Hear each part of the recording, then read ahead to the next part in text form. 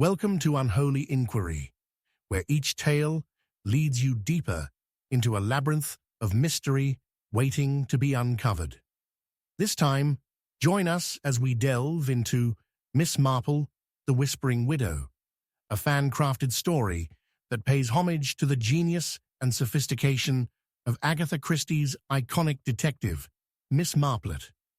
We are thrilled to have you with us on this captivating journey. Share your thoughts, let us know where you're tuning in from, and if you spot any details we missed, your feedback is invaluable. Together, let's continue to shape even more thrilling enigmas. Chapter 1. The Widow's Secret. The rain fell in thick sheets against the windows of Archdale House, each drop like a hand tapping insistently at the door of the reclusive widow.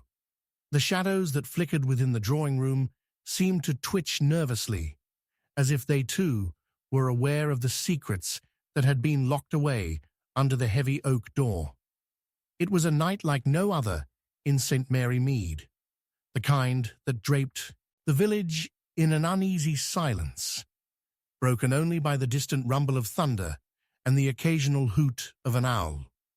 Inside the drawing room, Eleanor Pritchard lay sprawled on the Persian rug, her grey hair fanned around her head like a delicate halo. A teacup lay shattered beside her, its delicate porcelain now rendering a cruel contrast against the plush depths of the rug. Miss Marple stared through the locked door, feeling a cold knot of unease tug at her heart. Eleanor had been seen at the village meeting just the day before, speaking softly with old Mrs. Hargreaves about the planning of the church fair.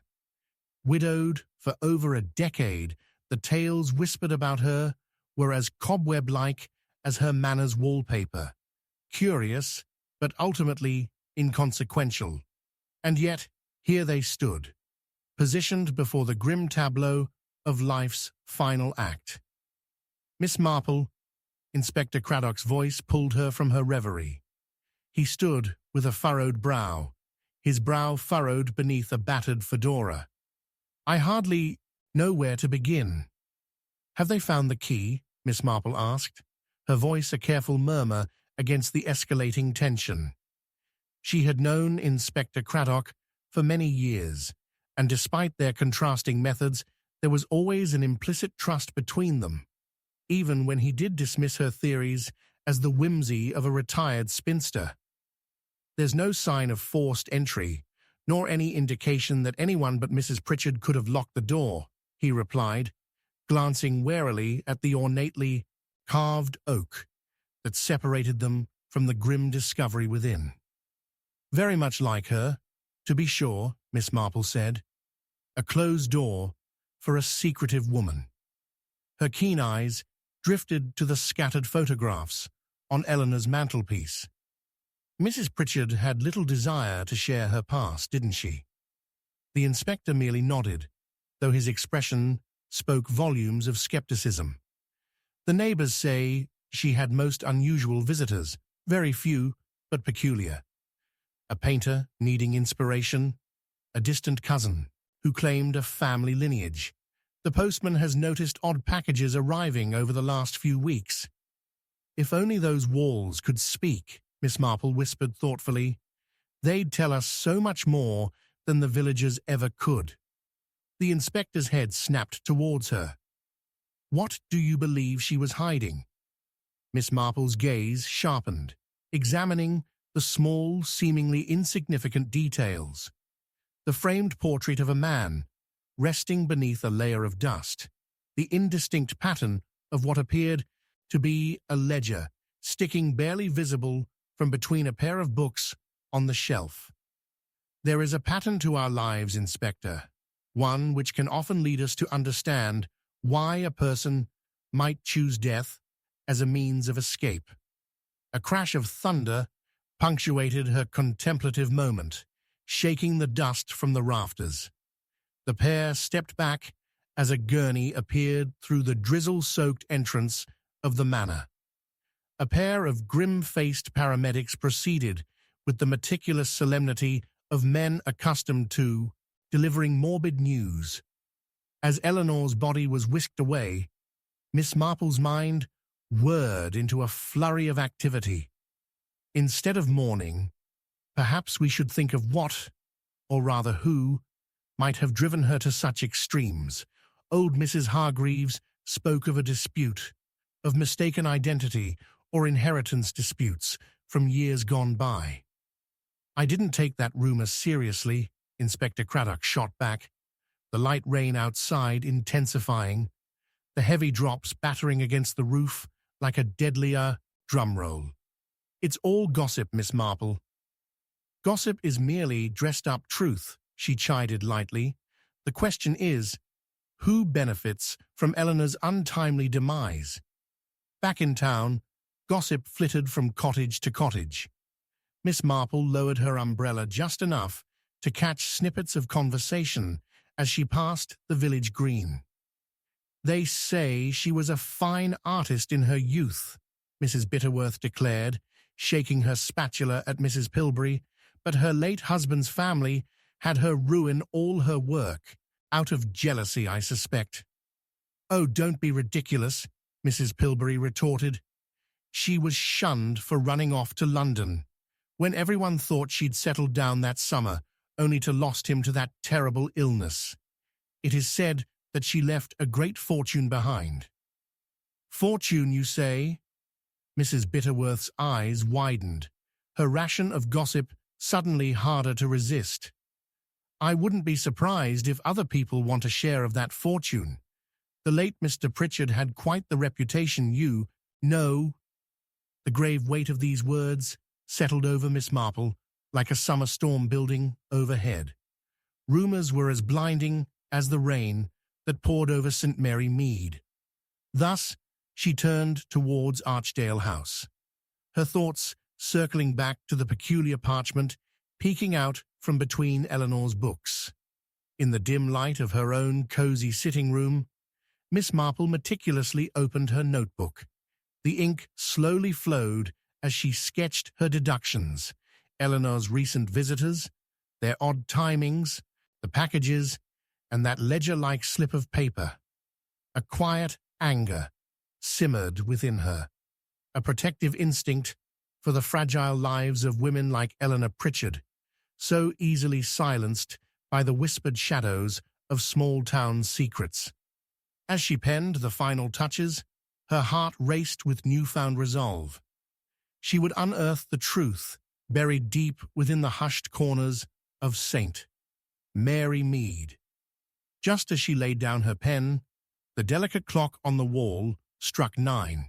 A rapid, thunderous series of chimes echoed too much like the rhythm of her own excitement.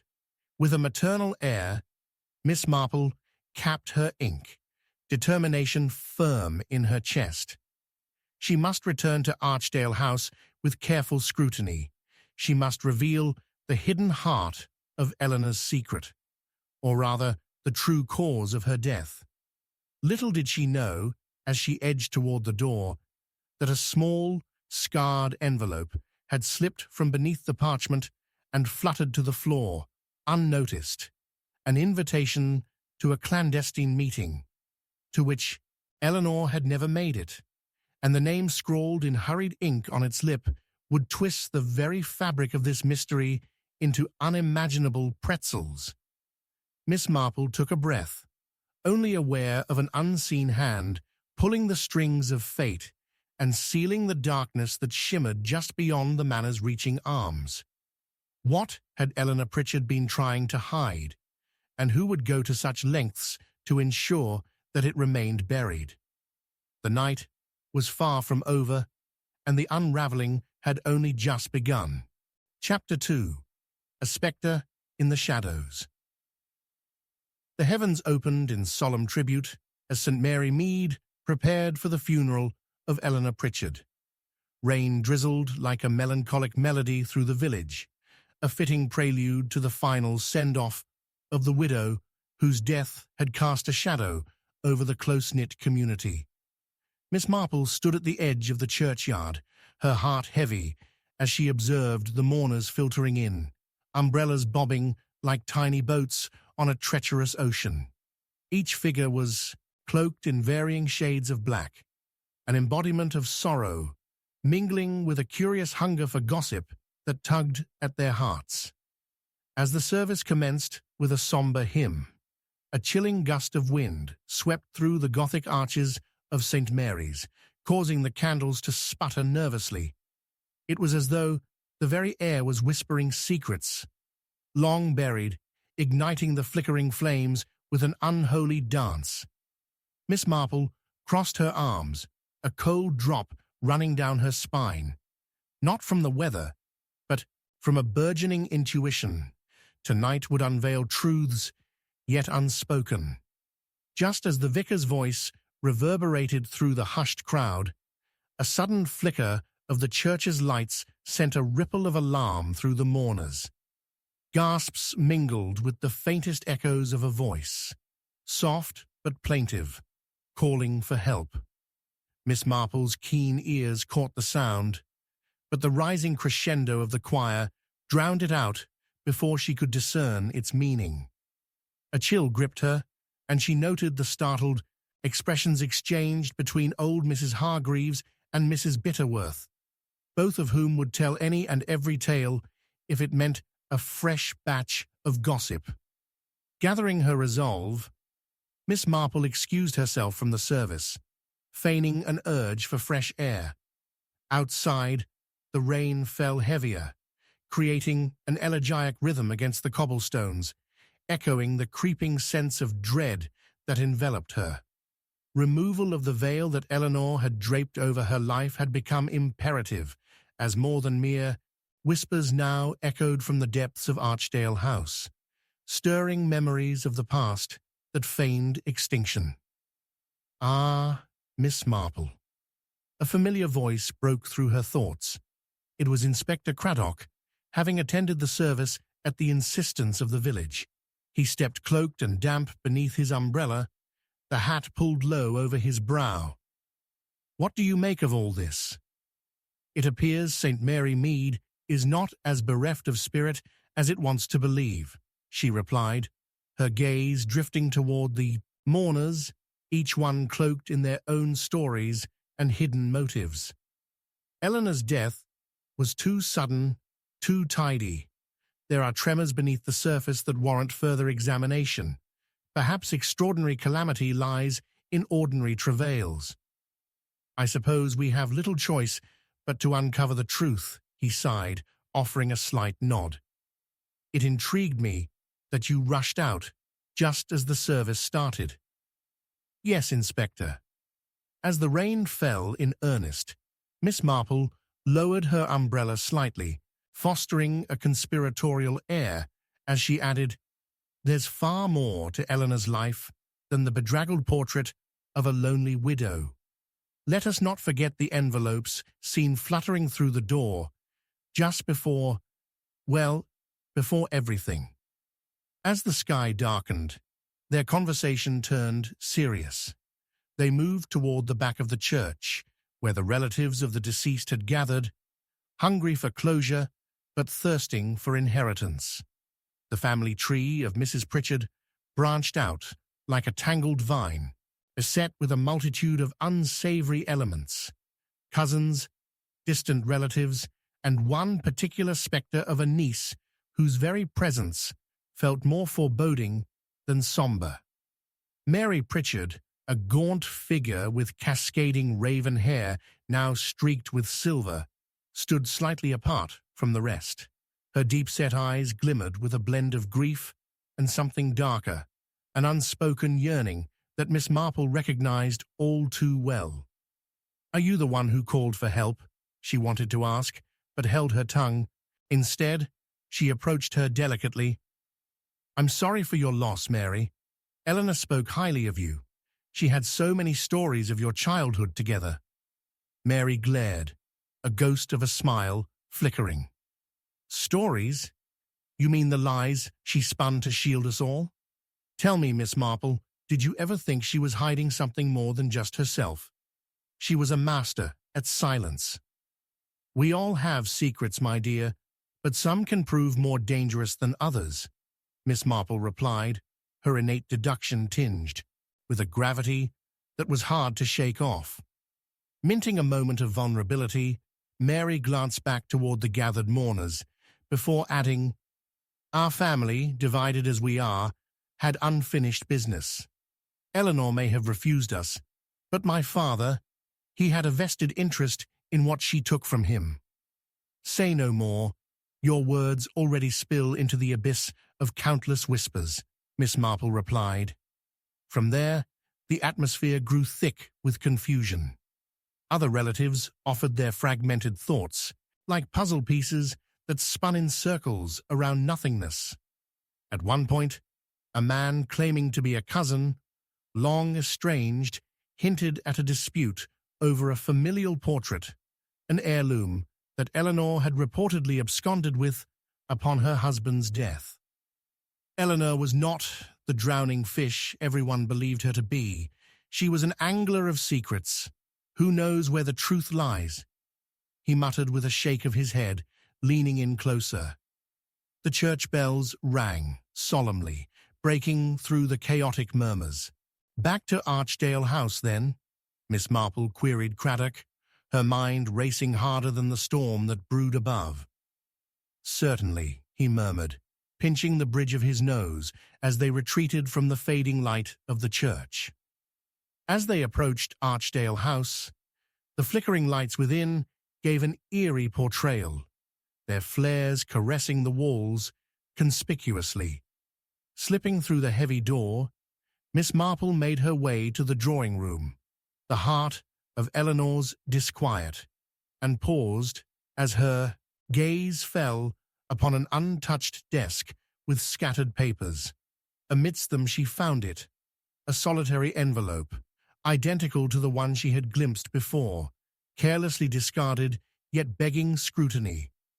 It appeared worn and yellowed, perhaps sending a knock on the door of fate itself. The surface bore hastened markings, handwriting shaky yet resolute. "I know what happened to you. Meet me tomorrow at dusk. Conditions may apply." "Inspector," she trailed off, turning to him, heart racing. "This may very well be the clue we needed. But we shan't be alone." The weight of her words sank into the air, and Miss Marple felt the sudden certainty that Eleanor Pritchard, even in death, still harbored secrets that would not easily yield to unrelenting time. She could almost sense the chilling breath of the night, for something deeper was ensnaring them, a spectre in the shadows that would lead to revelations far darker than the rain-soaked streets outside. What had the widow truly concealed, and how far would the living go to protect themselves from the sordid past? The night had only just begun, and with it, a storm of unease beckoned. Chapter 3. The Will That Vanished. The rain drummed against the cobblestones of St. Mary Mead, an incessant patter that seemed to drown out the whispers of the villagers. At the grand yet eerily quiet Archdale House, Miss Marple stood in the dim glow of the drawing-room, her heart pounding with urgency as she clutched the envelope in trembling fingers. The words scrawled within echoed ominously in her mind, but it was not the unsettling note that had disturbed her most. Rather, it was the growing certainty that a deed dark enough to incite murder loomed within the shadows of Eleanor Pritchard's life. As she turned to speak with Inspector Craddock, the door suddenly swung open with a creak that cut through the silence. In stepped Mary Pritchard, soaked but determined, her hair a haphazard halo against the backdrop of somber grey. The glint in her eyes held the storm's wrath, as if she were both seeking shelter and bringing more of the tempest within. "Miss Marple, I need to speak," she declared, her voice taut with unspent emotion. "Eleanor's will. It's gone. Not a trace of it to be found." The weight of her words hung in the air, thickening the tension. Miss Marple shot a glance to Craddock, who raised his brows in surprise, acknowledging the gravity of the revelation. "Are you certain, my dear?" Miss Marple asked, her voice steady as a guide through the chaos. In times of grief, papers can easily become misplaced, overshadowed by emotion. "No, it's more than that. She spoke of it just days before her death," Mary replied, her voice dropping to a whisper, laden with urgency. "She had altered it, marked it, preparing for something. I could feel it." "Altered? In what way?" Craddock jumped in, his interest piqued, and Miss Marple could see the rapid calculations in his mind. "She mentioned a legacy she was afraid to leave." Mary's gaze darted away, as if searching within herself for something hidden, her grief melding into an unsettling fury. "And now? It's been whisked away, leaving us nothing but rumor to feed upon." "Perhaps it was misplaced amongst her possessions, in a book, or within the desk," Miss Marple suggested as she stepped toward the now unnaturally quiet desk, its wooden surface gleaming with unsettling clarity under the delicate flicker of a lamp, searching for past whispers. "I already looked." The sharpness in Mary's voice startled Miss Marple. "I couldn't even find her journals, just a stack of unsent letters, all about her turbulent connections, requests for the truth, but never the things that mattered." "May I?" Miss Marple asked, gesturing toward the desk. With wary permission, Mary stepped aside, her mistrust palpable. Miss Marple lifted a few scattered papers, their surfaces heavy with ink that told half-stories of Eleanor's life. Yet nothing revealed the missing will or the hidden secrets that pinned the villagers' emotions taut, like strings on a violin. Just as she contemplated her next deductions, a glint caught her eye. Near the very edge of the desk, the corner of an envelope peeked out. "Whoever took the will," Miss Marple murmured, bending closer, "may not have removed all traces after all." As she pulled the envelope free, a sharp intake of breath announced Mary's return to comprehension. "What is it?" Mary demanded sharply, leaning over the desk, her curiosity tapping into her fury as if to unleash it.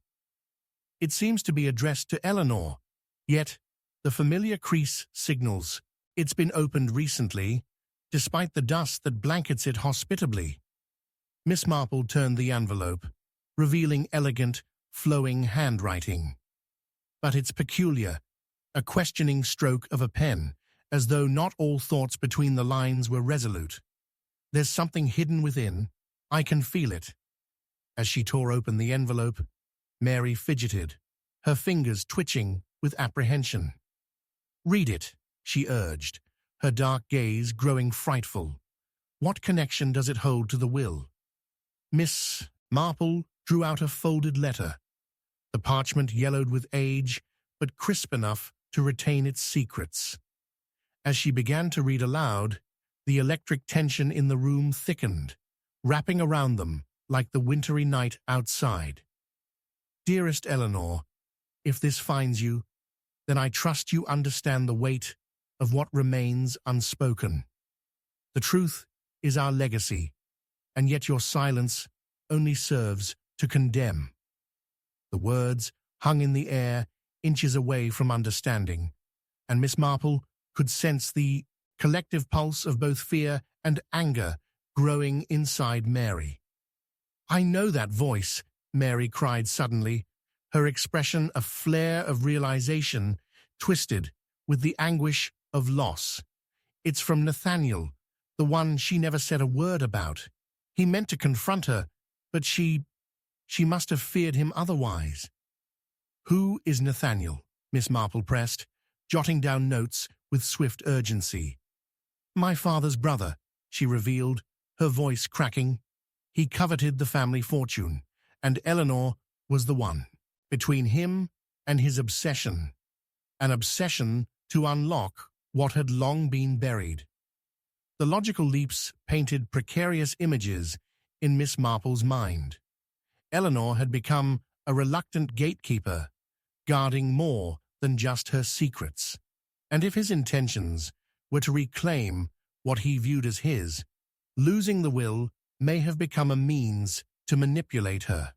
Miss Marple pondered, her brow furrowing, as she contemplated the twisting motivation of family, greed, and betrayal. Mary recoiled, eyes wide with the cognition of betrayal. Then you must speak to him, confront him about his hazardous ambitions. This is why she was in such trouble. Mary, Craddock intervened, placing a steadying hand upon her shoulder. Let Miss Marple unravel this dogma further.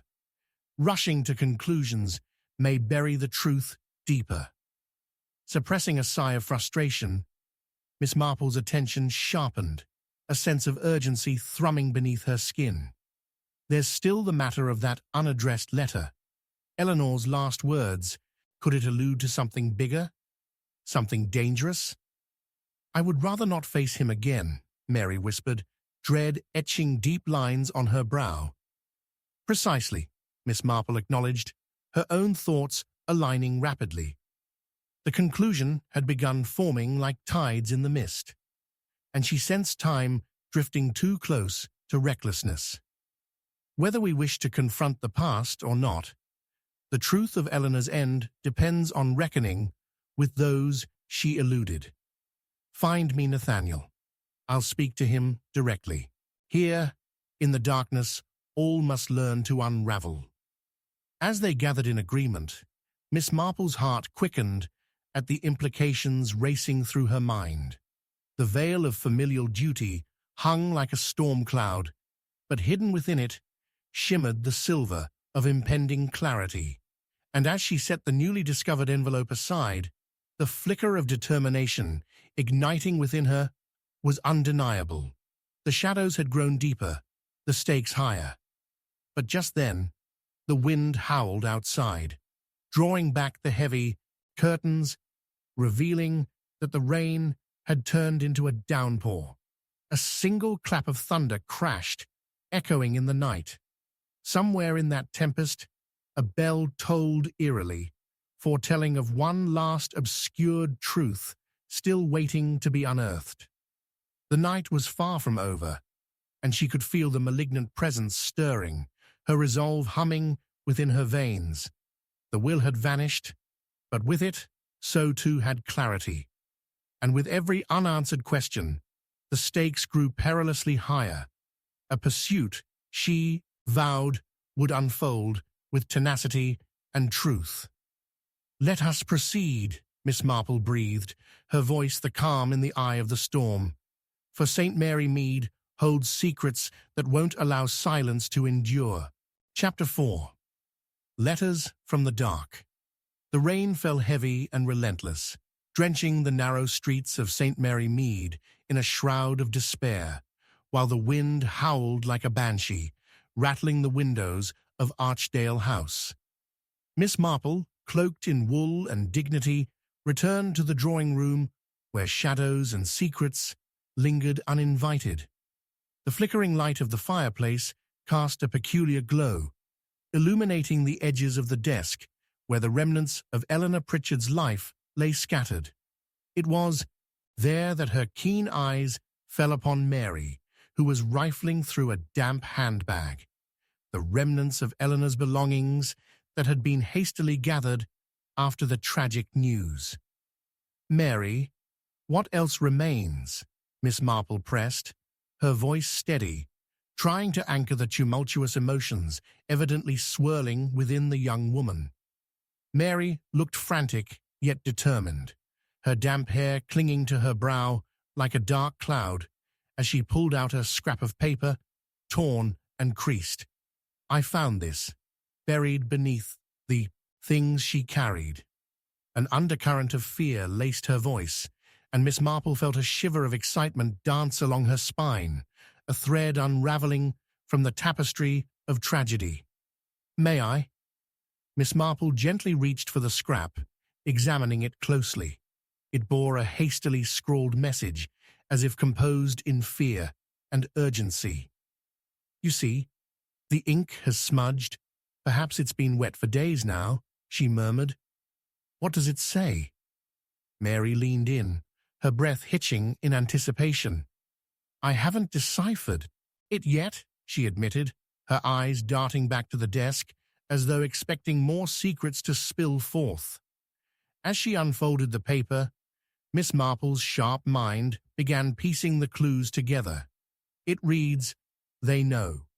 The truth can only emerge into the light if you dare to face it. Finish what we started."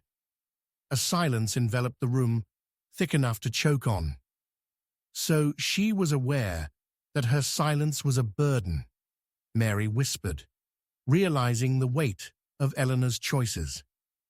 "What do you think it means, Miss Marple?"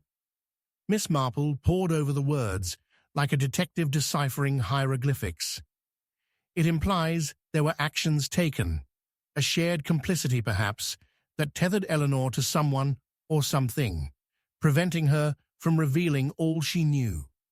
Mary's eyes darkened as her curiosity shifted towards anxiety. But to whom did she refer? Was it Nathaniel or another? "We must consider that this implicates deeper ties to more than mere family," Miss Marple replied, tucking the slip of paper into her own pocket for safekeeping. "To reveal a shared secret, that would require monumental courage." The shrill ring of the telephone sliced through the silence, its sound echoing ominously. Craddock, who had been pacing thoughtfully near the fire, stepped toward it with an urgency. "Perhaps that's news from Nathaniel." Mary's apprehension was palpable as she flinched at the mention of her uncle. "Must we really involve him in this?" she cried. Miss Marple replied calmly, "We need each piece of the puzzle, Mary. We cannot afford to overlook anyone, especially those entwined in Eleanor's life. Each connection will lead us closer to uncovering this dreadful mystery." Craddock, having collected himself, picked up the receiver, his brow furrowed. He paced the room, listening intently before grunting in response. "It seems we have a lead. A neighbor has reported strange goings-on at the old Holloway estate," he stated, lowering the phone. "An unfamiliar vehicle arrived just an hour ago." "Interesting," Miss Marple replied, her intuition sparked. "Holloway is not far from here," she murmured, recalling the estate steeped in local gossip, its last occupants having vanished under curious circumstances. "We must investigate. But first, this scrap of paper." Miss Marple took a moment's pause, configuring her next words carefully. "Mary, we should delve into Eleanor's past. Perhaps there are letters or diaries that may reveal more of this darkness she harbored. The truth she referenced may lay within her own recollections." Mary nodded, her features taut with determination. "Then let's search the study. It's the only part of the house left unexplored since her passing." With that resolve, they moved like shadows out of the drawing room, their hearts racing synchronously under the grim anticipation of discovery. As they ambled toward the study, Miss Marple's mind raced, jotting down a mental list of avenues to pursue, each syllable forged in the pressing reality of Eleanor's plight. Who had she feared? What truths had been hidden? And why had fear stalked her footsteps? The room lay heavy in dust, the air thick with the scent of old tomes and lingering grief. A solitary desk, far smaller than Eleanor's, juxtaposed its weighty counterpart from the drawing room. Intrigued, Miss Marple approached, fingers grazing the surface, leaving trails through the decade's dust. "Perhaps there's a drawer," she suggested, and with a decisive pull, it slid open with a creak. Inside, they found a medley of papers, jumbled but relevant. Old bills, appointments, and a collection of letters tied with brittle twine. As Miss Marple delicately untied the letters, a familiar handwriting caught her attention, one she hoped to encounter, yet dreaded the implications it suggested. These are addressed to Eleanor, but not from Nathaniel. Snapping her fingers, realization struck like lightning. "It's from George Templeton," she exclaimed. "He was her closest friend, was he not?" Mary's face blanched, memories catching in her throat like trapped birds. Yes, but why would he be writing to her like this? Why indeed? There may be entreaties here that unravel motives obscured by polite society, Miss Marple proposed, as she drew one letter free, its aged parchment bearing the weight of unspoken words. As her eyes swept over the wording, she found herself gripped by the ferocity of secrecy buried beneath quotidian life. George was imploring her for something great, a measure of comfort perhaps, to fulfill a commitment. Yet before they could dwell further, a sudden crash resonated from beyond the corridor. The heavy door slammed shut, sending tremors through the quiet house. They exchanged harrowed glances, adrenaline pulsing through their veins. "Were we being listened to?" Mary uttered, fear clutching at her heart. Miss Marple stood resolute, a flicker of excitement in her eyes. "We must gather our composure, for this leads us either to danger or a greater truth." "Miss Marple," Mary breathed, as she gripped her arm, her eyes wide. "Stay close," came Miss Marple's steady reply, and guiding Mary firmly, they moved towards the sound of the looming darkness, stepping closer to the heart of the mystery. What awaited them next was uncertain, but for every letter uncovered, the weight of Eleanor's secrets loomed heavier, until all would be laid bare before the world. In that dramatic moment of clash and uncertainty, the chapter of Revelations began to unfold, peeling back layers to reveal a deeper involvement too dark to fully understand. A tempest of emotions and motivations at play. Something far beyond mere family quarrels danced in the air, spinning a web that would lead them to the truth, where shadows concealed lives and betrayals yet unnamed.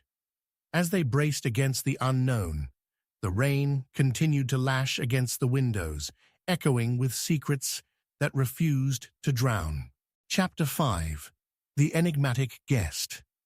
The rain had not ceased its relentless assault on St. Mary Mead, weaving a tapestry of darkness as shadows played upon the estate's worn landscape. Inside Archdale House, where the walls held whispers of forgotten conversations, Miss Marple arranged her thoughts like the family mementos scattered throughout the drawing room. As she leafed through the letters penned by George Templeton, a chill enveloped her, anticipating an impending storm far graver than the tempest outside. Suddenly, the sharp rattle of the doorbell broke the stillness.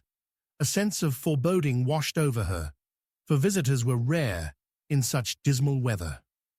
The sound echoed in the muted air, and Mary turned to Miss Marple, her brow furrowed. "I wonder who that could be," she asked, her voice barely above a whisper. "Only one way to find out," Miss Marple replied, a steely resolve rising within her. With Mary at her side, she navigated the narrow hallway, each creaking floorboard, sounding like a harbinger of the secrets they were about to unveil. As Miss Marple opened the heavy door, the wind whipped through the entrance, bringing with it a man drenched to the bone, his silhouette obscured by the torrential rain. "I beg your pardon for the intrusion," he gasped, shaking water from his hair like a drenched dog. "Please, come in," Miss Marple interrupted, ushering him with a nod of acknowledgement. The man stepped inside, casting a wary glance around as if measuring the shadows within. "Thank you. My name is Felix Raymond. I'm an old acquaintance of Eleanor," he introduced, his voice laced with urgency. "I fear I've arrived at the wrong moment, but I must speak to someone regarding my former friend." Miss Marple's keen eyes studied him, taking note of his clothing, now thoroughly bedraggled. The disarray of his attire, coupled with the distress etched upon his features, suggested that he was not quite the base stranger that had wandered in out of a storm. "Occasionally the tempest invites clarity," she offered, her tone both inviting and probing. Felix's gaze darted toward Mary, who stood half-hidden behind Miss Marple, concern etched across her face. "Do you know what has happened to Eleanor?" he asked, his voice tightening with a hint of despair. "We are dealing with certain complications," Miss Marple replied, an amiable smile gracing her countenance. "But perhaps you could shed light on matters that have us quite troubled." Felix nodded, accepting the invitation, his demeanor shifting from the wild anxiety of a storm-tossed mariner to that of a man who might have something crucial to risk revealing. Eleanor had mentioned strange circumstances surrounding her, he began cautiously, stepping into the drawing room. "I wrote to her many times, expressing my concern for her safety, especially after the accidents that befell several of her acquaintances." "Accidents?" Mary interjected, half-hidden behind Miss Marple's comforting presence. "What sort of accidents?" Felix hesitated. "A fire at the Holloway estate, a car crash involving mutual friends, and then there were the sightings of shadowy figures around her home." His breath came shallow, as if the memories themselves were choking him. Eleanor seemed troubled, as though she was living under a perpetual threat. "Those letters I mentioned were my pleas for her to confide in me, to share what burdens she carried." Miss Marple absorbed his words, her analytical mind racing. "So, you were not unaware of her troubles. Did she ever hint at who was behind this threat?" Felix's eyes clouded momentarily before he replied. "She was vague, but I think she feared someone close to her, a family connection, perhaps." And then she ceased writing altogether. His agitation mounted.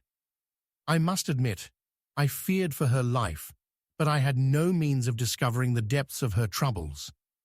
A flicker of recognition danced in Miss Marple's mind as she pieced the puzzle together.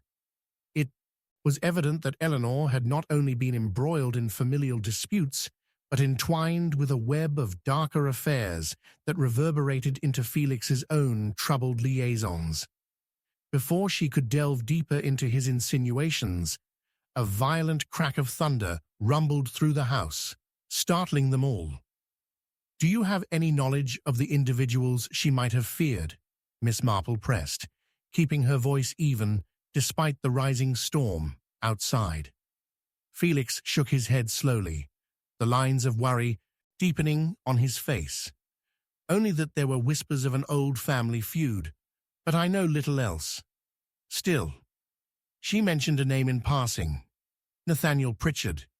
It seemed to send her into a tailspin, but she never elaborated." "Interesting," Miss Marple murmured, contemplating this new thread as her mind whirred noticeably. Nathaniel, the very figure whose complications Mary had dreaded confronting.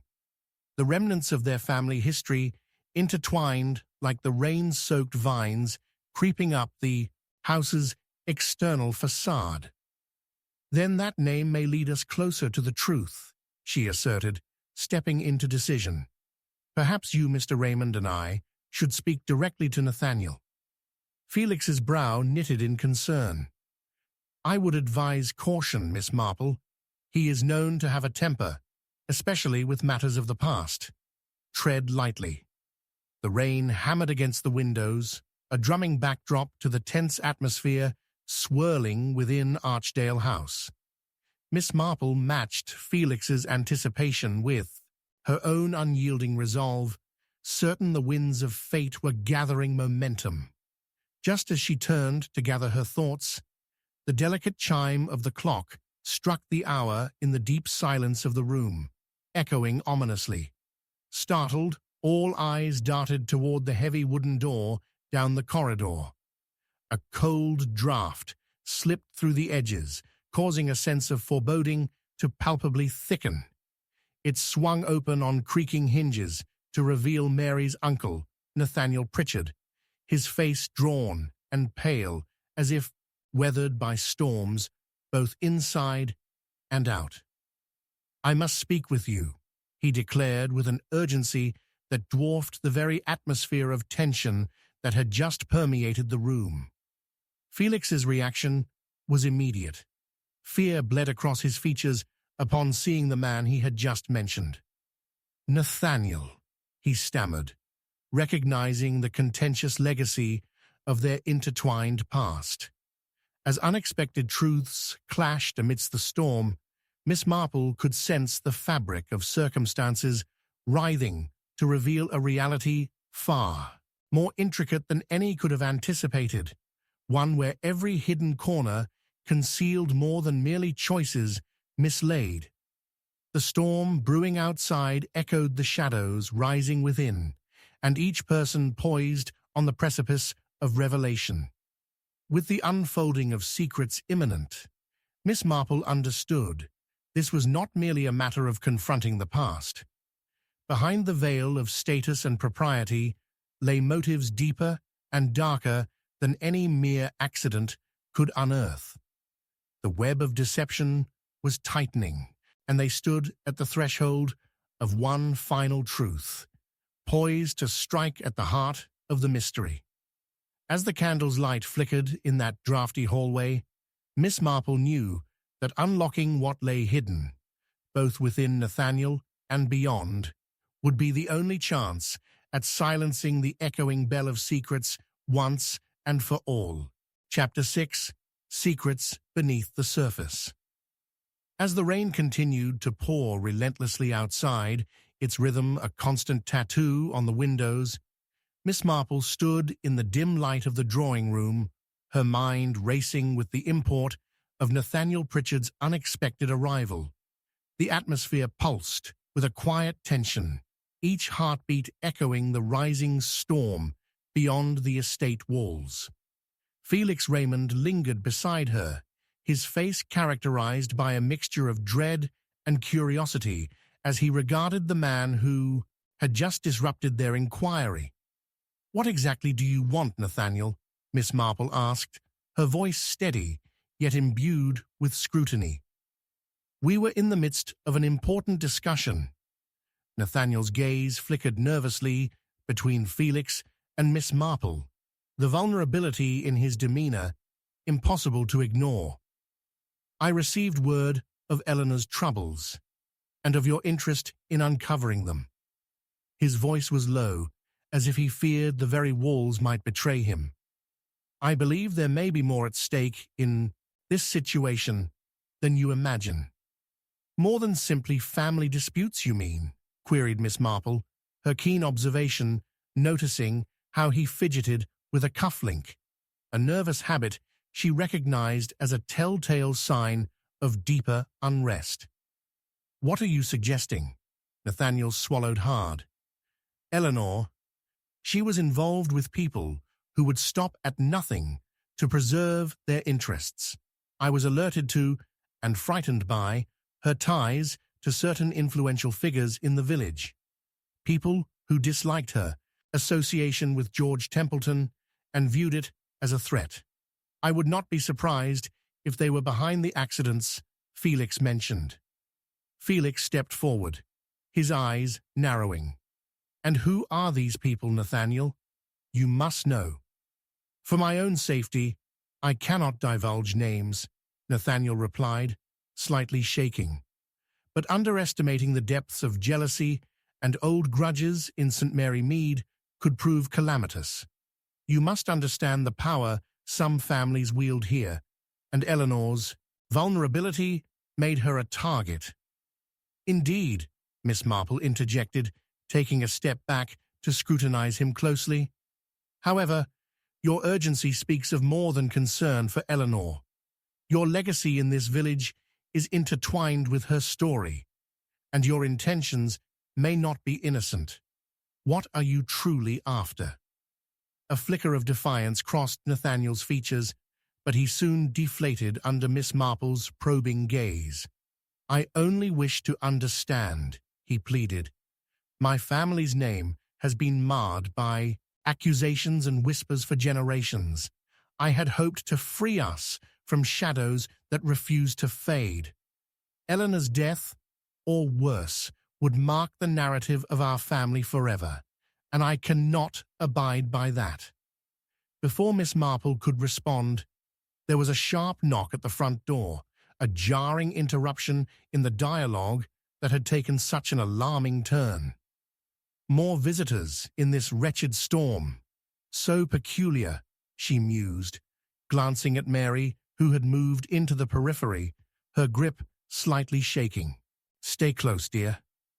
Through the heavy wooden door now swung a woman, thin and drenched, her deep-set eyes alight with something between urgency and fear. Miss Marple, she called, shivering visibly, her countenance pale against the gloom of storm and suspicion. I'm afraid it may be imperative that I speak with you about Eleanor as well. Miss Marple motioned for her to enter, a sense of intrigue rising within her. Come in, come in. You're drenched to the bone, she urged, leading her to the fireplace, where a flickering flame attempted to cast warmth into the chilly air. Thank you, the woman replied, pulling away her drenched coat to reveal a fragile figure dressed in muted colors. My name is Clara Hawthorne. You may recall I was an old friend of Eleanor's, one of her close confidants. Felix's brow furrowed, recognition breaking through his anxious demeanor. Clara, he seemed to grasp at threads of their interconnected past. Where have you been? Eleanor could have used your presence in these troubled times. Tension weighed heavily in the air as Clara glanced at Nathaniel, her demeanor abruptly shifting from fear to a quiet defiance. I had my reasons for stepping away from St. Mary Mead, she said, her voice steadier now. But Eleanor's death is unacceptable. I cannot remain silent any longer. Miss Marple noticed a glimmer in Clara's eyes, a resilient fire that suggested she held things back, perhaps even secrets that could change their understanding of Eleanor's entanglements. What kind of reasons? Miss Marple asked, observing every nuance of Clara's reaction, finding her entrance coinciding too neatly with the deepening mystery. Clara returned her gaze, her breath steadying.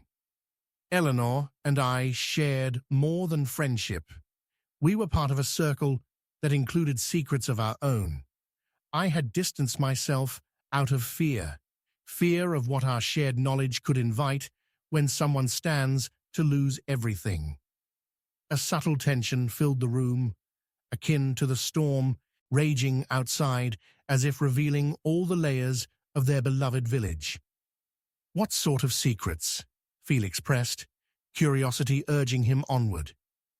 If we are going to uncover the truth, we need to know what darkness lies beneath the idyllic surface of St. Mary Mead. Reputations, Clara said, her voice lowering, her words barely a whisper. Eleanor's affiliations were whispered about in hushed tones. Certain individuals sought to keep her from divulging their sins. Do you know of the 3 siblings, those at the Holloway estate? They have long held grudges, and Eleanor sensed their threat. She feared for her life. The air intensified with possibilities, each person contemplating the gravity of Clara's revelation. Miss Marple's mind raced, threads of jealousy and long-held grievances swirling together, threatening to reveal a web far more complex than they had anticipated. The siblings. Then they may be the key to unearthing the truth, she concluded, her voice quiet but firm. But what if they are more dangerous than we suspect? The flickering light of the fire cast shadows upon the wall, reflecting the uncertainty that loomed over their united front. Would they unwittingly plunge into an abyss deeper than their own intentions? Miss Marple straightened, an authoritative resolve coursing through her being. "And what about you, Nathaniel?" she pressed, turning her laser focus on him once more. "How far are you willing to go to protect your own name against the darkest truths we might uncover?" A challenge hung in the air, each response poised on the brink of revelation. Clara and Felix exchanged glances, uncertainty etched upon their faces, while Nathaniel bristled, all eyes locked with a force that trembled just beneath the surface of their intentions. "I will do what is necessary to save Eleanor's legacy, even if it means revealing the unflattering truths of my own. But you must tread carefully," he warned, the emotions boiling behind his facade, making it all the more pressing. Jealousy can turn men into monsters.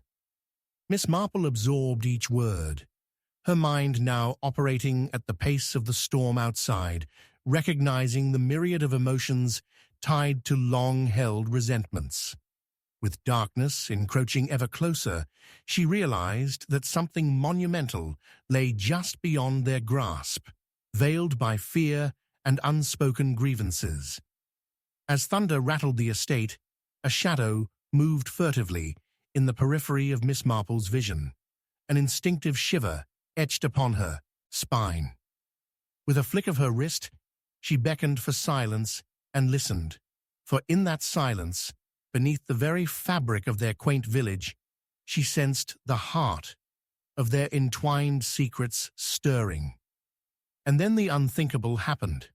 A letter slipped silently from Clara's pocket, fluttering helplessly to the ground, the urgency of its revealing scene layering another thread in the desolate tapestry they had begun to unravel.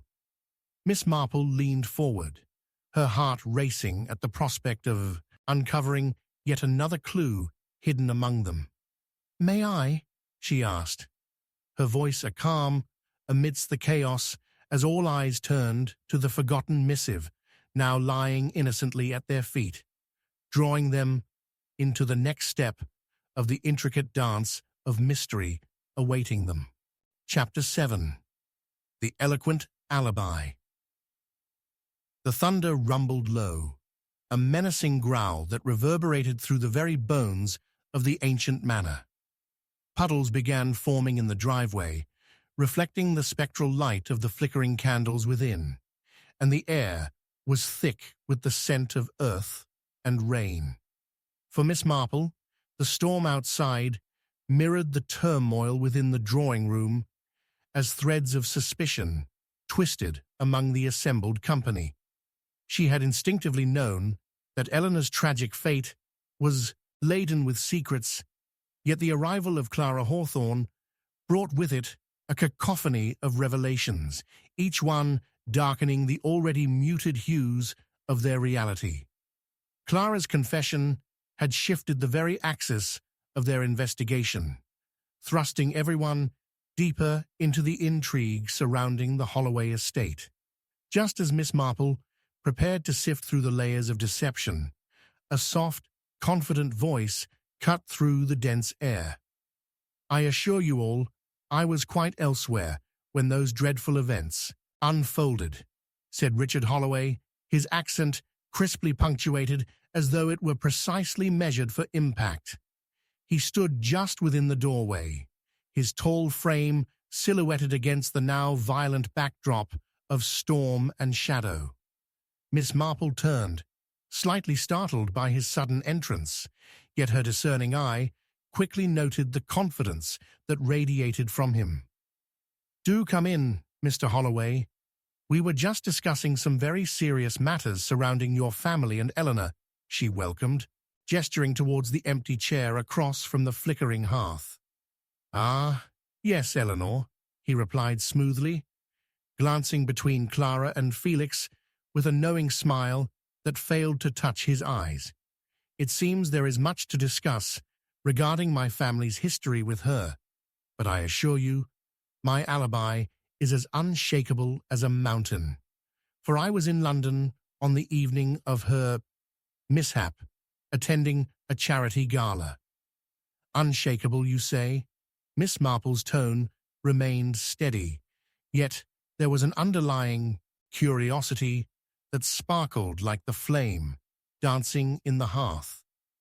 And could anyone corroborate that? Richard leaned back, steepling his fingers and betraying a sense of control over the conversation. Of course, Lady Ashcroft herself witnessed my presence, he declared, his voice wrapping itself around the words like silk. You may call upon her if you wish. Her word carries weight in society, particularly in St. Mary Mead. A low murmur swept through the room. Felix exchanged glances with Clara, something unspoken passing between them that only fueled Miss Marple's keen sense of observation. As she settled back into her chair, the veins of her mind pulsed with thought. There was something off about Richard's nonchalance. You mentioned that it was a charity gala. Miss Marple leaned forward, her eyes narrowing slightly. With so many guests, quite a lively event, no doubt. But who was seated at your table? Surely guest lists can fill in the blanks better than mere hearsay. Ah, yes. Why bother with names? Richard waved his hand dismissively, a momentary crack in his facade. It was a sea of pleasantries and introductions. But at that moment, a flicker of uncertainty danced across his confident demeanor, enough for Miss Marple to catch hold of it like a lantern in the dark. Yet those introductions can be reinstated, can't they? Miss Marple pressed gently, her voice soft yet unyielding, especially given the circumstances and the nature of such an important witness such as Lady Ashcroft. Indeed, Richard conceded, a slight twitch marking his otherwise composed facade. I shall procure the list for you, should you find it imperative. His eyes shone momentarily in the candlelight, the flickers in them revealing a deeper conflict, a lingering shadow of something unspoken. It pulled taut like a bowstring. As the storm continued to lash against the manor, Miss Marple redirected her gaze to the others. Felix, Clara, do you find there's a sense of untruth about his account? She asked, probing gently, yet with a scrutinizing intent. Felix rubbed his temples, his face creased with worry. There's something cold about it, he whispered, casting an anxious glance at Richard. It's as if he's removed from the gravity of the situation. Clara shifted slightly, her eyes flaring with determination. I sense that too, but it's not just the alibi. There was something Richard omitted. Clara focused her gaze back on Richard. What about the sibling you mentioned first? Have they not returned to St. Mary Mead after the storm began tonight? Yes, Richard confessed, irritation rising like the tide at his feet. They returned with intent, but they have their own defense, just like I. The world is large enough for a stubborn secret or two. Miss Marple raised an eyebrow slightly, intrigued. A sibling, indeed. Might they offer an alternative perspective, even a credit to your own alibi? Richard shifted his stance, and his expression briefly flickered with annoyance. Perhaps he was unaccustomed to the intensity surrounding questions of integrity. As I said, that's irrelevant, far beneath the elegance of our truths.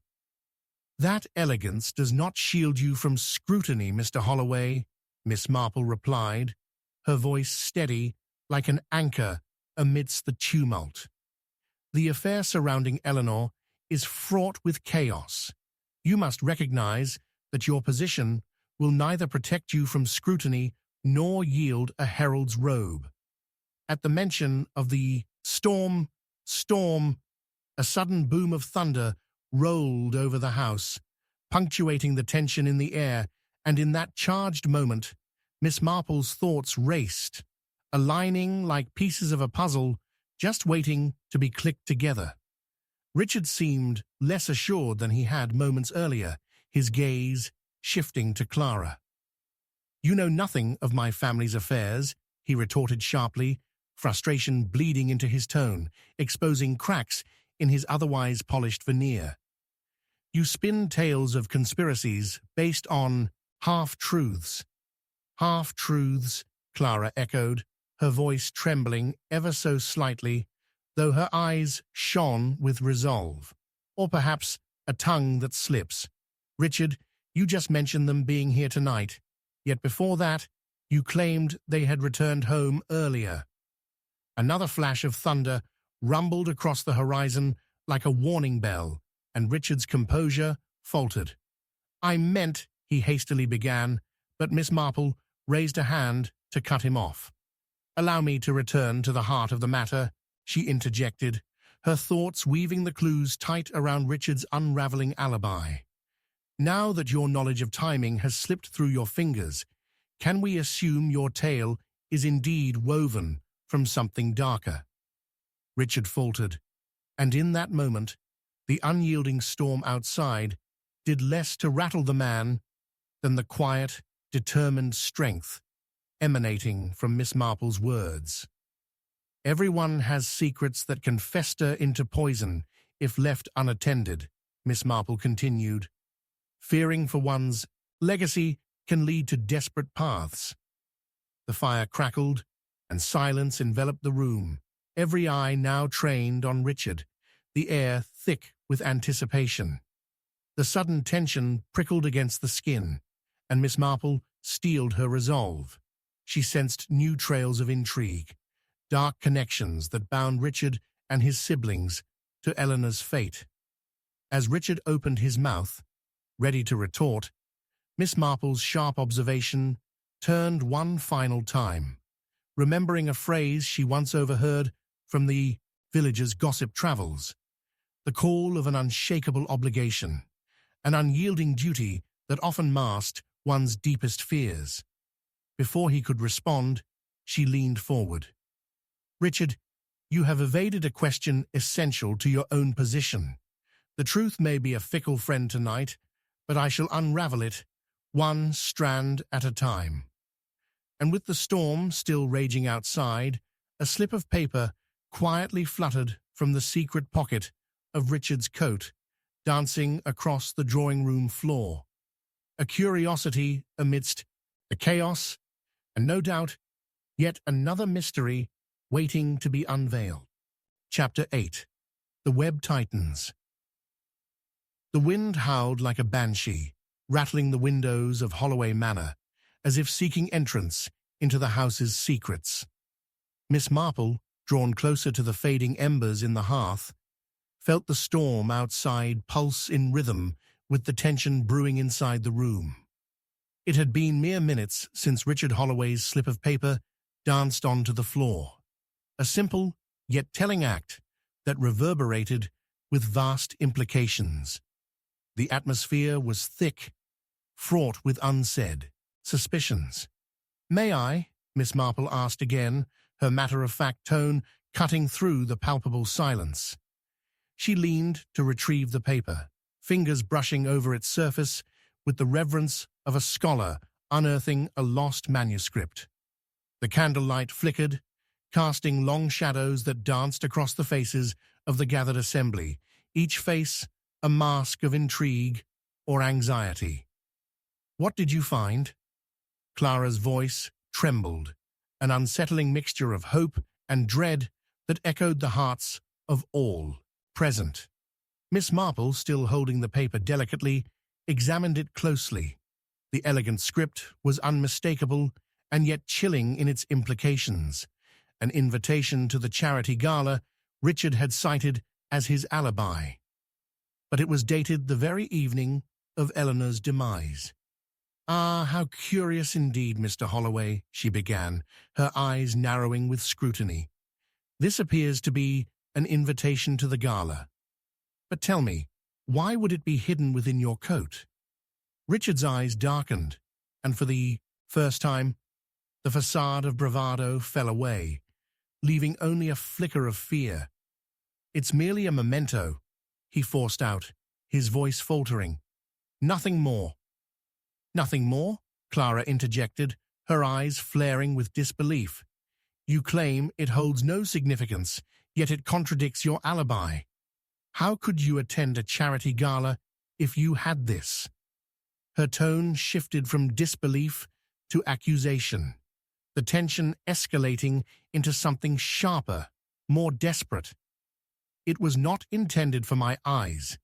Merely an oversight," Richard shot back defensively, stepping closer, a storm brewing in his demeanor. The confrontation charged the air, crackling with unresolved emotions. "This house is filled with accusation, yet you all fail to see that it is rife with secrets beyond mine." Miss Marple watched them both, her mind whirling with connections, re-evaluating perceptions and alliances in the dim light of the drawing room. The crackle of the fire framed the brewing conflict in an almost surreal way, the warmth clashing against the tensions rising with the storm outside. A loose thread had been pulled, and now she sensed that the fabric of the evening was about to unravel completely. "Felix," she called, diverting the brewing conflict, "what do you know of this gala? Was your brother's attendance not a certainty amid such an urgent family tragedy?" Felix looked pale, his brow glistening with sweat, even amid the chilly tempest. "I was not privy to his acquaintances in London," he confessed, casting a furtive glance at Richard. "He often spoke of Lady Ashcroft's parties, but it was vague. I rather thought attending would have been impossible during such a storm." "Ah, a storm indeed," Miss Marple mused, though the light in her eyes revealed a more significant inquiry simmering just beneath her surface. "But what of your other sibling, the one mentioned previously? Are they not to be here tonight as well? Perhaps there's a reason the truth eludes Richard like a will-o'-the-wisp."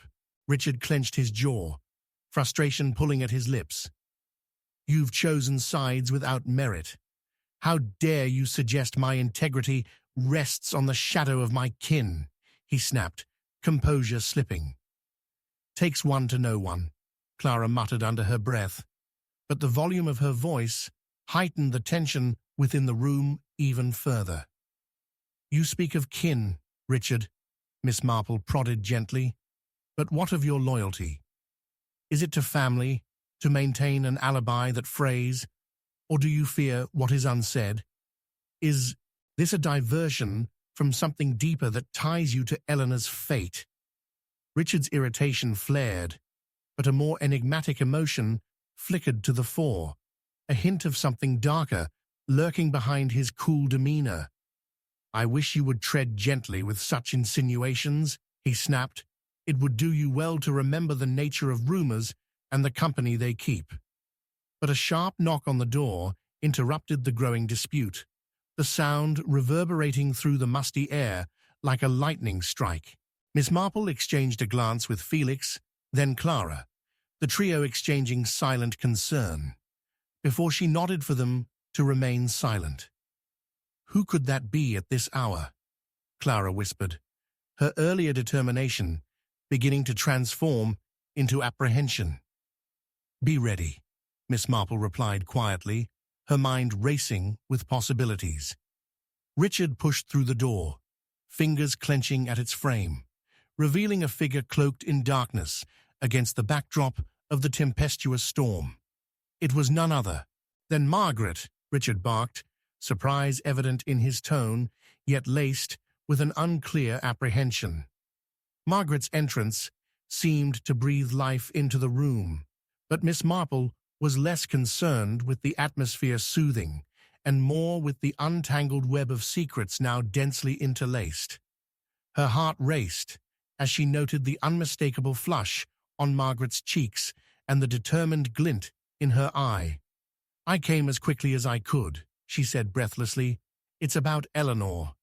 I believe I've found something." "Another mystery?"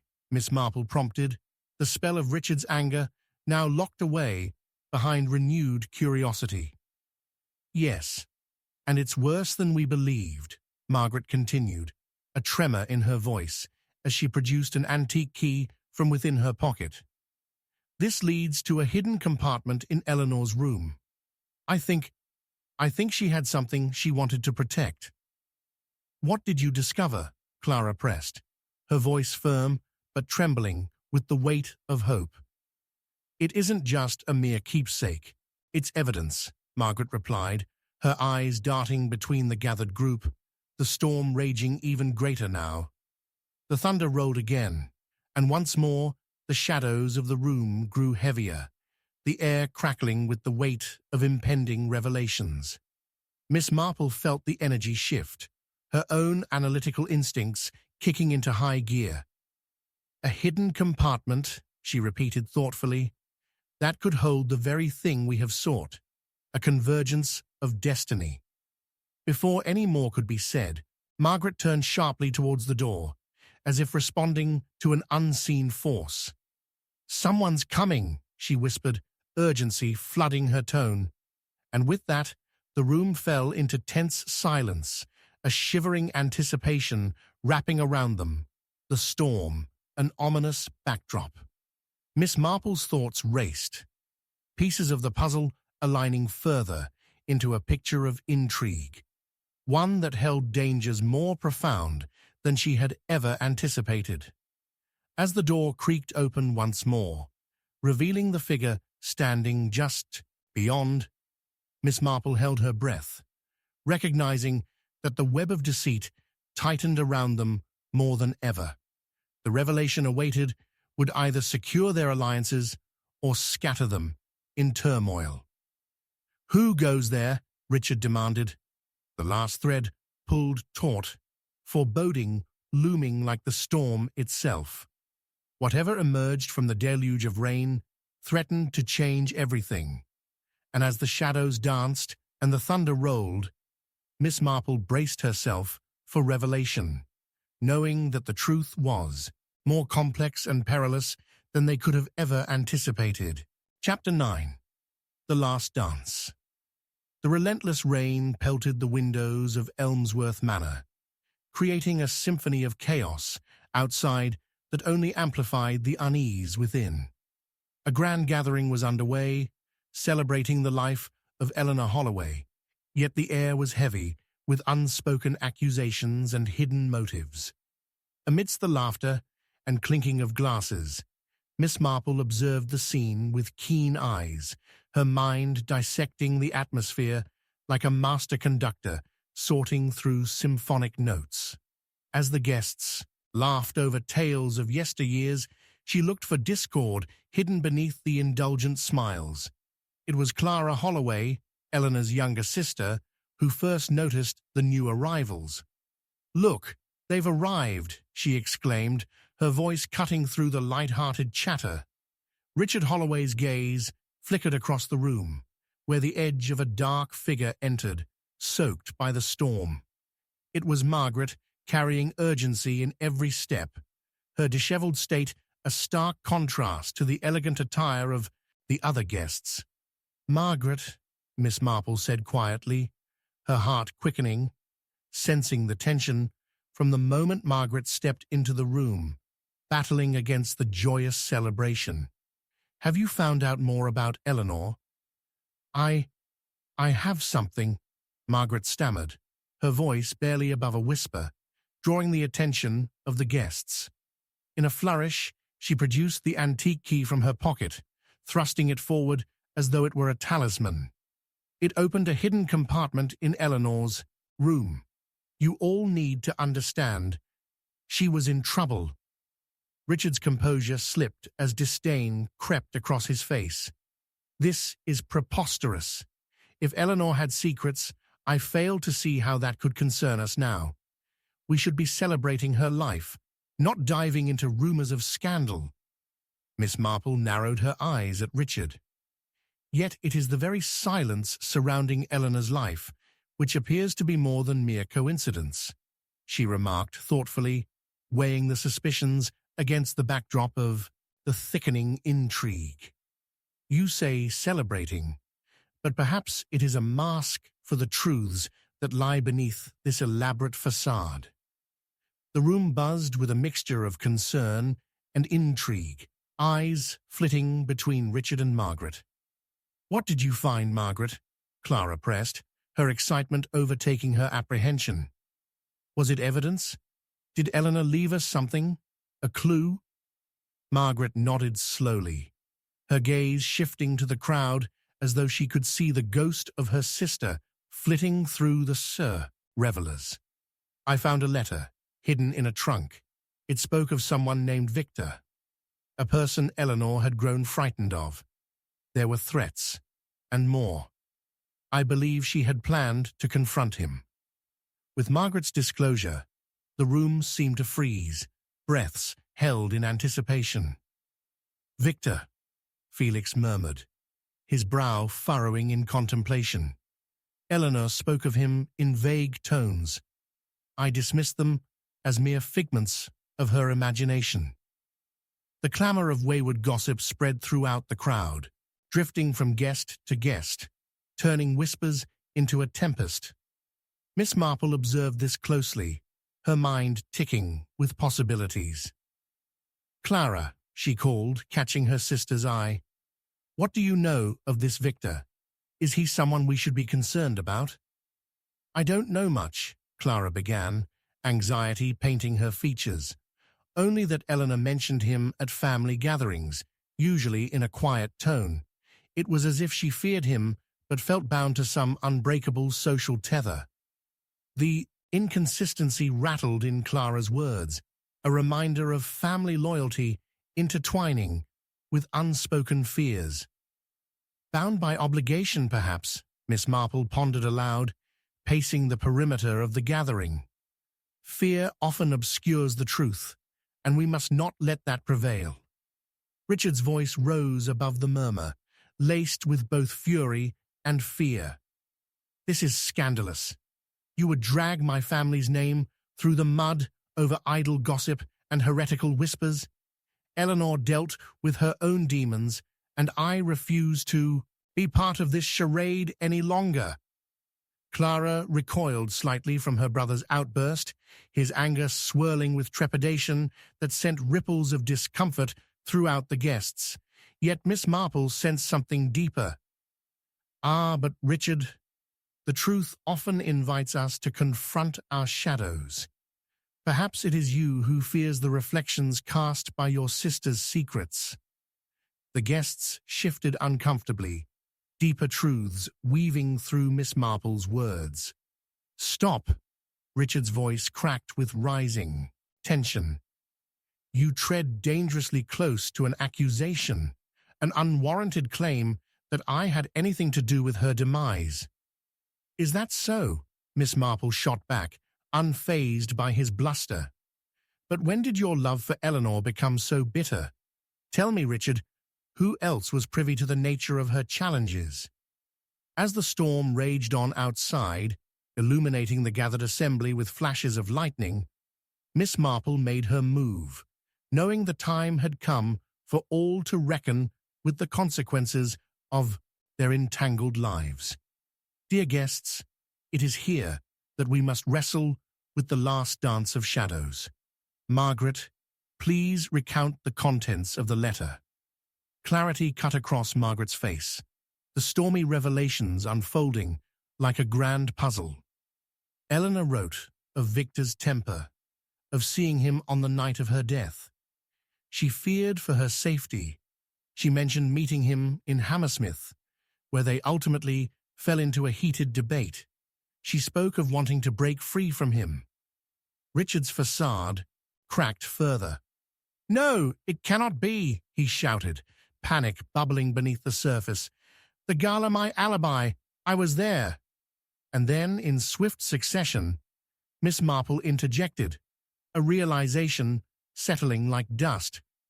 "Ah, but Richard, your invitation appeared weeks old, and Eleanor was scrupulous about attending that gala as well." As words hung heavy in the air, a sudden knock echoed through the chamber once more, sending a shiver down everyone's spine. "Who dares disturb this solemn evening?" Richard barked, visibly trembling in agitation. With slow deliberation, Miss Marple nodded toward the door. "Shall we see, then, what secrets are revealed upon the arrival of our next guest?" The door creaked open, revealing a shadow, cloaked not in rain, but in whispers, a man standing on the precipice of truth and deception. And as the man's identity was revealed, Miss Marple's heart raced with foreboding. The storm outside grew furious, but the storm inside, the tempest of human frailty, was only just beginning to unfurl its horrifying truths. What door would they open now, and what heart-stopping secrets awaited with the answers? Chapter 10. Shadows of Betrayal. The night darkened as the storm continued its assault on Elmsworth Manor, rattling windows and casting eerie shadows across the opulent room. The tension crackled as Richard stared at the doorway, his bravado shaken, while the mystery of Eleanor's death loomed heavy in the air like a shard of ice. Miss Marple felt a coiling knot in her gut, a feeling both familiar and unsettling. The man who had just entered was none other than Victor Hargrove, the figure hidden in murky whispers.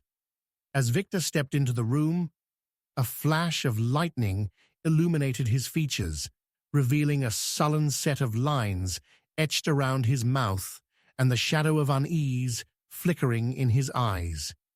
Every guest turned towards him, muting their conversations as apprehension thrummed through the air like an unwelcome guest itself. "Is it true?" he asked, his timbre low and shaky, betraying an emotional fragility beneath his composed facade. "Has something happened to Eleanor?" "Save your feigned concern for the court, Victor," Richard shot back, his voice quaking with anger. "You're the last person suited to mourn her passing." Margaret stepped forward, locking her gaze on Victor, the antique key still clutched tightly in her palm. "You knew her, didn't you? You knew she was frightened of you." Victor opened his mouth to respond, but found no words, the weight of scrutiny drawing the breath from his lungs. Miss Marple could see him retreating inward, his defenses constructing an invisible barrier. She, however, remained resolute, reining in the rising tension. "Victor," she said smoothly, "Eleanor's unease cannot be dismissed. Her letters," she nodded towards Margaret, "speak of fear and conflict. Why were you in Hammersmith on the night of her death?" "I had nothing to do with that night." Victor's voice punctured the room's heavy silence. "Eleanor and I had words, yes, but I swear I left her safe. I was with another group of friends later on." A wave of quiet speculation rippled through the guests as Miss Marple noted the unmistakable tremor in Victor's hands. "Who were these friends?" she queried, her voice sharper now. "And can they verify your alibi?" "They can," he replied in a rush, his brow furrowed. "At least they should be able to. Dr. Whitaker was there." "Jonathan Whitaker, the local physician," Clara interjected, her eyes widening. "Surely his reputation would support your claims." "Yes," Victor conceded, forcing a nod, "but I find this conversation utterly absurd. Why has Eleanor suddenly become a saint surrounded by suspicion?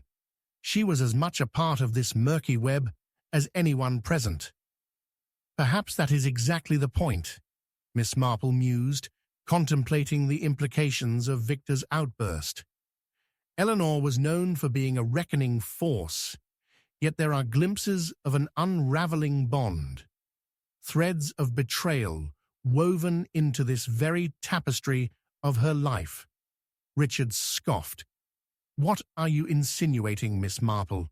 That we should be investigating one another without merit?" "Hear me out," she replied, her keen eyes narrowing with the precision of a surgical blade. Eleanor was not simple in her associations.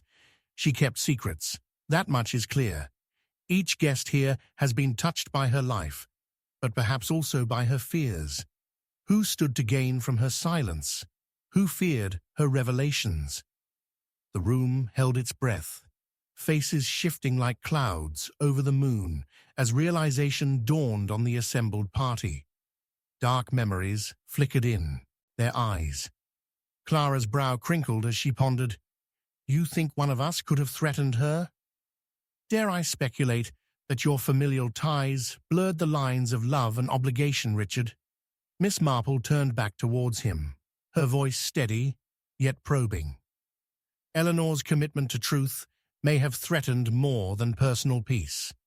It could have unraveled secrets your pained family dared not to admit." A flicker of anger danced in Richard's gaze. "You're suggesting I would hurt my own sister? You paint a distasteful picture, Miss Marple." "I'm questioning motives, not character, Richard," Miss Marple continued, undeterred. "And in your anger, I detect a fear of revelation, all too powerful at a time such as this." Margaret interjected, her eyes reflecting the storm's fury. "Victor's not the only one she feared. Did you all forget that Eleanor spoke of a clandestine meeting on that very night? She mentioned needing to break free from something, someone. Her life was entwined, within a web thicker than you realize. It stretches beyond one figure in shadow. Caught in the maelstrom of accusations and unraveling truths, the noise of their discourse began to fade, replaced by the echo of thunder rumbling ominously outside. Miss Marple took a step forward, her thoughts racing. "Then we must unite in understanding the depth of Eleanor's isolation. If you were all aware, the question remains, how could a devoted sister, a trusted friend, a supposed ally, allow her to remain vulnerable?" Victor's voice trembled as he stepped further into the room, desperation creeping into his expression. "This isn't about me. It's about everyone. Everyone here had their own opinions about Eleanor, the elements of jealousy, longing, regret. We are all culpable in some way." With tension building once more, Miss Marple's mind raced, piecing together the fragments of argument into a coherent image of deceit and fear. "Indeed, Victor, your outburst suggests deeper connections, the strengths and failings we all share. How would Eleanor have felt, facing her own kin's disapproval?" Richard lashed out, frustration bleeding through the cracks of his calm facade. "We were a family. Yes, we carried our stones and burdens, yet this doesn't connect us to her death." "Oh, but it weaves a shadow of betrayal, doesn't it?" Miss Marple replied, her voice steady against the brewing storm. "And betrayal holds the weight of consequence beyond mere familial obligations." The room quieted, each individual lost in their thoughts, but Miss Marple pushed forward. What if Eleanor's discovery wasn't merely a personal affair? What if it entwined her life with a larger conspiracy, an attempt to conceal matters beyond family disgrace? The key, the letters, all encircled a much broader picture. A sudden knock on the door interrupted the droning tension, resonating like a final bell toll. Richard paced towards it, his hands clenched into fists. What now? More intrusions? "Let them come," Miss Marple said softly, her heart racing with foresight. Each revelation draws us closer to understanding our intertwined destinies. The door swung open, revealing yet another figure cloaked in uncertainty, a woman dressed in worn mourning attire, her eyes downcast yet brimming with suppressed urgency. Miss Marple's pulse quickened as she caught her breath. "Who are you?" she asked, her voice barely concealing the weight of anticipation. As the woman raised her gaze, shadows aged and secrets spilled forth, the atmosphere thickening like fog, promising a truth much greater than any of them had dared to imagine. "Eleanor's last wish," she murmured, "was for me to deliver a crucial message. There are things I must reveal that tie us all to her dormant fate." And there it lay, hanging amidst the looming dark, the glimmer of revelation, a truth that would shake the very foundations of their collective grievances to the core. With bated breath, Miss Marple leaned forward, eager and ready, to unearth the tangled threads of betrayal intertwined with a life lost too soon. Chapter 11. The Confession in the Dark. In the oppressive silence that followed the woman's dire declaration, the storm outside intensified, sending a shudder through Elmsworth Manor. The rain lashed against the windows, as if nature itself mourned the tumult surging within. Miss Marple's mind spun with the implications of the woman's words. Each guest stood as still as statues chiseled in anticipation, their faces ghostly under the flickering candlelight, shadows dancing in sync with their unspoken fears. The woman, still shrouded in her sorrowful attire, took a step forward, her hands trembling at her sides. "I am Lila Darnley," she said, her voice a thin wisp of smoke in the heavy air. "I was Eleanor's confidant, until the end." As she spoke, Miss Marple observed her closely, noting the quivering strength in her demeanor. It was the kind of resolve born from carrying heavy secrets, a weight that could either free or crush a soul. "Speak freely, Lila," Miss Marple urged, gently, her heart racing at the prospect of hidden truths. "What is this crucial message?" "She wanted you all to know," Lila stammered, clutching the hem of her dress, "that she had uncovered something that would change everything about her life. About all your lives." She hesitated, glancing around the room, her gaze lingering on Richard and Victor. "Eleanor discovered illicit dealings connected to her family that reached further than anyone could imagine."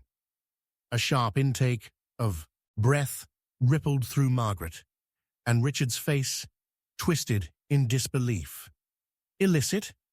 Eleanor would never get involved in anything of the sort," he protested, though his voice quavered, revealing the cracks in his composure. "Don't deceive yourself, Richard," Lila snapped, her eyes narrowing. "Eleanor was deeply troubled, caught in the web of darkness that entwined your family. She was afraid of you, of Victor, of the truths lurking in the shadows of your past." At that, Victor stepped forward, fury igniting his features. "I had nothing to do with her fears. I loved Eleanor once, before everything turned so dreadfully." He cast a glance at Richard, resentment bleeding into his expression. "And before she decided to dig into places that entangled us all." Miss Marple stepped in, her voice calm yet commanding. "Let us not lose focus. Eleanor was evidently desperate to reveal something which could mean she perceived the danger from many angles. Lila, what do you know of these dealings?" Lila bit her lip, hesitation threading through her breath. "I can't state precisely what it was, but I know Eleanor had a meeting scheduled with someone that night, someone of great import.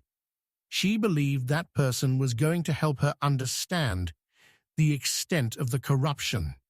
She wanted to ensure she was safe. She felt the fuss with you all was but a distraction from the real threat." With each word, the air grew heavier, charged with the electrifying jolt of revelation. Miss Marple's mind worked furiously, forming connections as links in a chain, tracing back Eleanor's fear to something far more sinister than jealousy and petty rivalries. Who was this person? She probed gently, yet insistently. The last I heard, Eleanor mentioned a man named Miles Thornby, Lila replied, her voice a mere murmur. A businessman with connections that reached high in society. I found her correspondence with him after she was gone. She believed he had the ability to expose the wrongdoings that would ruin your family's reputation, even if it meant there would be no safe harbor for her. Miles Thornby, Victor echoed, his brow furrowing. He was nothing but a snake, weaving through the underbelly of society. I warned Eleanor against him. Richard's voice cut through the tension, sharp and accusatory. But it could easily have been you who made her fearful, Victor. In your jealousy, you spouted threats. Fools! Do you not see? Lila cried, her anguish spilling forth. None of you grasped the depth of your connection to this misery. Eleanor was in deeper than she realized, and it could all have ended differently. Miss Marple raised an eyebrow, contemplating this new thread. Lila, you said Eleanor wanted to expose a threat, but did she ever express any intent to harm anyone? What if she believed herself in danger, yet did not want the same danger to become another's fate? Lila's breath hitched. She wasn't looking for confrontation. She had a key to a set of ledgers that could incriminate those involved. Eleanor believed it was best to avoid escalating the matter, at least until she had enough evidence. Miss Marple's heart quickened. The pieces began to converge in a way that felt almost palpable. But if these ledgers existed, they'd hold importance beyond mere association. If they implicated Richard's family as well as Victor, that would give motive enough to want Eleanor silenced. The storm outside echoed her insight, rumbling thunder punctuating the explosive tension lurking in the room. Richard's bright demeanor faded, and a disquieting darkness shadowed Victor's eyes. "You'll not brand me a villain simply because I had words with her," Victor stammered, his composure fraying at the edges. "I was driven by passion, not malice." "Passion often leads one down treacherous paths," Miss Marple countered. "You might not have intended harm, but passions can blind and decisions can turn fatal. But tell us, if these ledgers were as real as you say, would either of you, Richard Victor, benefit from her silence?" Richard's expression hardened, suppressing whatever storm of emotion raged behind his facade. "This is absurd. I would never hurt Eleanor." "Perhaps it's too late for such absolutions," Lila interjected, her voice low and apprehensive. "If the truth is as I fear, the ledgers, she could have hidden them in places you'd never expect." Suddenly, a thought struck Miss Marple with the clarity of a lightning bolt. "Lila, when you spoke of Eleanor's last wish, did she express anything beyond the simple need to expose the accusations? Was there something ominously specific about where she might have stashed these documents?" "Yes," Lila admitted, her brow furrowing in concentration. "There was a mention of a rosewood box hidden beneath the floorboards of the library. She told me it would hold the keys to the truth." A collective gasp escaped the group, the thought weighing heavy as if the storm itself had rooted them in place. The library, the heart of the house, became the focus of their fears. If Eleanor had hidden there could be more than whispers of corruption waiting to be unearthed. "It's time we find it, before the darkness swallows everything whole," Miss Marple declared, her voice firm with resolve. Yet as she moved to gather the company, a shadow slipped past them once more, soft footsteps padding against the creaking floor. Surely you wouldn't want to disturb it. A new voice, familiar yet sinister, echoed through the room, chilling the air. All eyes turned to find a figure standing beyond the threshold, darkness clinging around him like a cloak.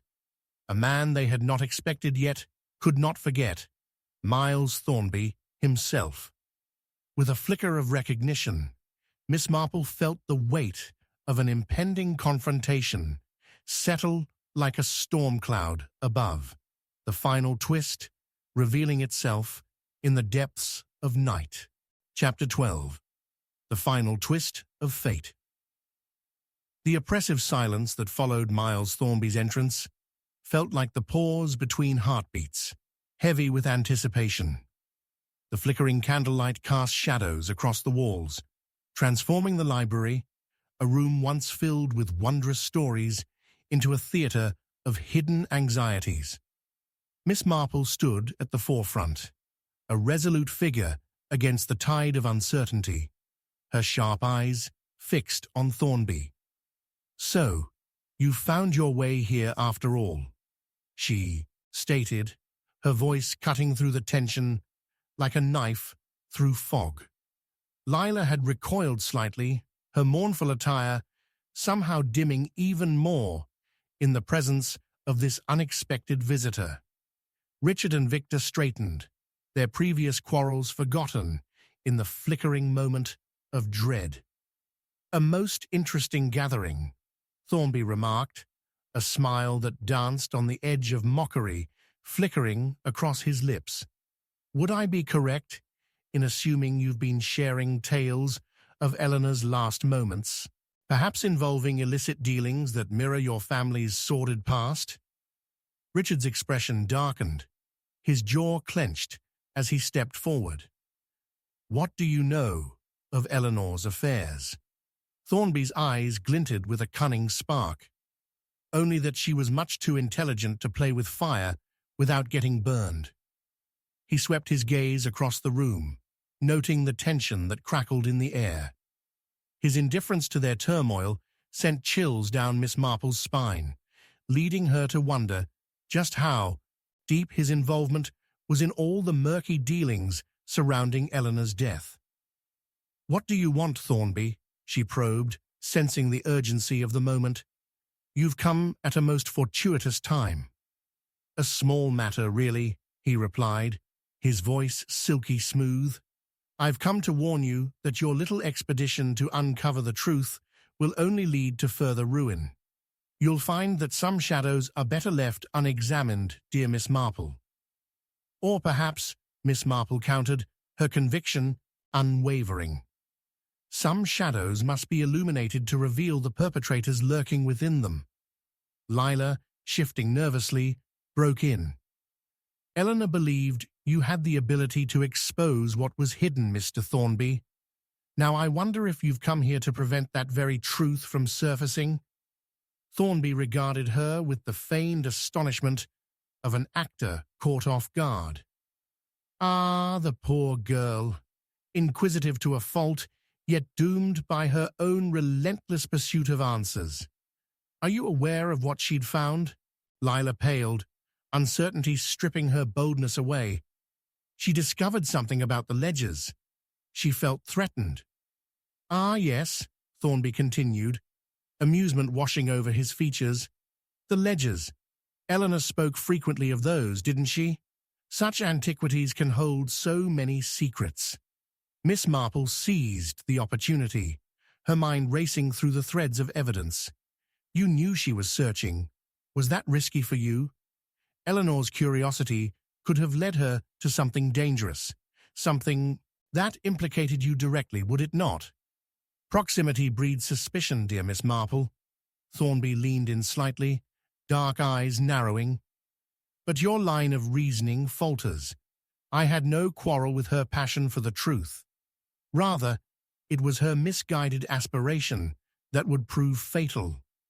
A sudden clap of thunder echoed outside, rattling the windows, but inside the library, the atmosphere hung thick and saturated with unspoken truths.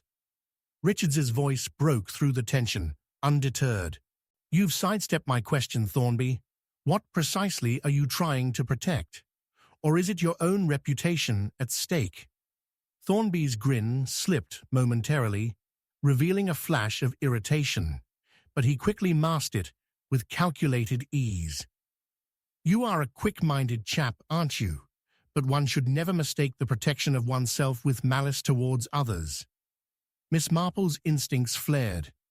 There lies the crux of it. Your tolerance for Eleanor's inquiries was only feasible until she became a threat to those you associate with. Proximity, as you say, can also create more than just suspicion. It can ignite fear. A crack of lightning illuminated the room just then, flooding it with blinding light before plunging it back into the dimness. A brief flicker of vulnerability crossed Thornby's face, but in an instant it vanished, replaced by his usual cool demeanor. Enough of this banter, Miss Marple.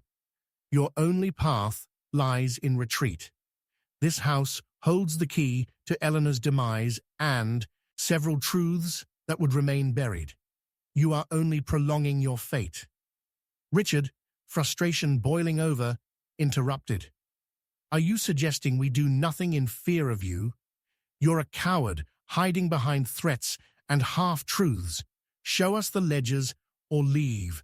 The shadow game will not work here. A sudden crash shook the walls as the storm raged outside, the thunder echoing Richard's passionate words. The tension in the air coalesced into a palpable energy, and Miss Marple studied Thornby closely, searching for signs of the hidden truths thrumming beneath his surface. I will find those ledgers, Miss Marple declared, undeterred. They are vital to understanding not only Eleanor's fate, but your own role in this darkness. Thornby laughed, but it was a hollow sound, lacking conviction. You must understand, Miss Marple, light can often blind more than dark. There he goes again with his metaphors, Richard scoffed, his bravado returning. Let him bluster. We need to examine the library now. The moment his words settled, Thornby's demeanor shifted, his semblance cracking for the first time under the heat of discovery.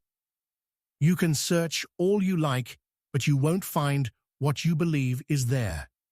With that, he turned, his footsteps echoing down the corridor, leaving the tension thick in his wake.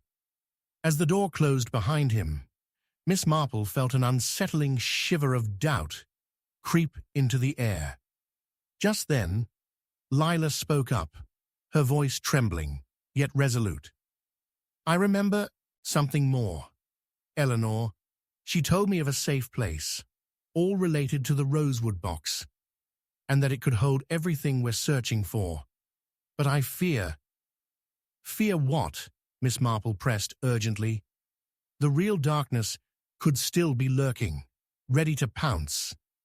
Caught in a swirl of memories, Miss Marple's determination took on a palpable edge. Then we must act quickly. If these ledgers exist, we have a chance to right the wrongs. As they moved towards the library, a chilling gust of wind blew through the cracked window, seemingly whispering secrets of the past. Just as they reached the hearth, Lila gasped, pointing toward a slanted corner where something was partially obscured beneath a dusty old rug. Look, she urged, as Miss Marple knelt to investigate. With a firm grip, she tugged aside the rug, revealing the glint of polished wood, the unmistakable edge of a rosewood box.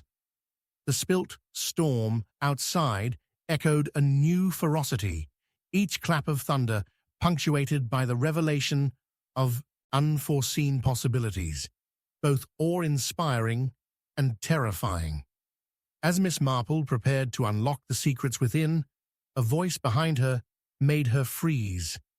I wouldn't do that if I were you. It was Thornby again, having stealthily returned, leaning against the doorframe with a glint of malice in his eyes.